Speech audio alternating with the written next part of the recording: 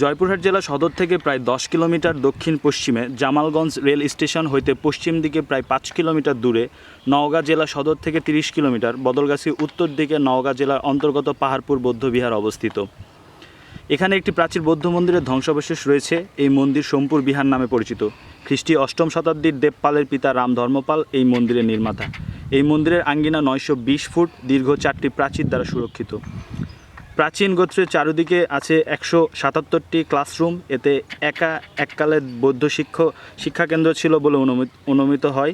এই মন্দিরের উচ্চতা সমতল ভূমি থেকে প্রায় 72 ফুট। মন্দিরের পূর্বে প্রত্নতত্ত্ব বিভাগের জাদুঘর ও বিশ্রামাগার 1923 এবং অথবা 34 সাল পর্যন্ত খননের ফলে এখানে বিভিন্ন যুগের বহু দেবদেবীর মূর্তি আবিষ্কৃত হয়েছে।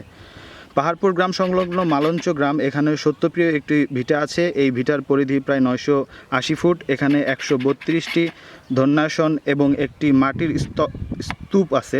এই স্তূপ হিন্দু মতে সত্যনারায়ণের আসন এবং মুসলমানদের মতে সত্যপীরের দরগা নামে অভিহিত।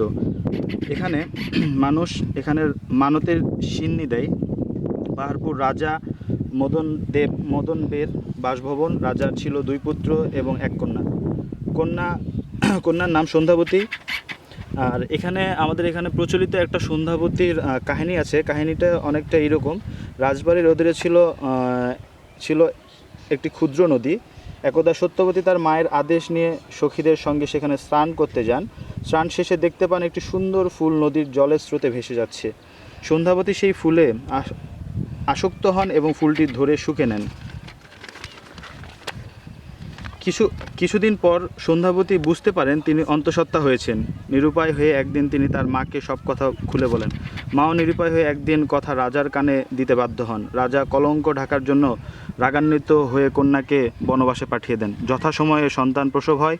নিবিড় কুলবনে কুমারী সন্ধ্যাবতীর গর্ভে যে সন্তান জন্ম লাভ করে তারই নাম হলো সত্যনারায়ণ বা সত্যপ্রিয়।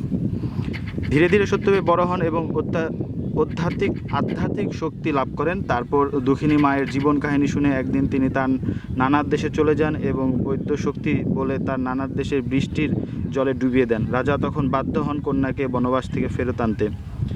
সকল শোকতাপ ভুলে গিয়ে সন্ধ্যাবতী সত্যপ্রিয়র অনুরোধে অবশেষে একদিন পিত্রালয়ে ফিরে আসে, শুধু তার মাকে এক নজর দেখার জন্য।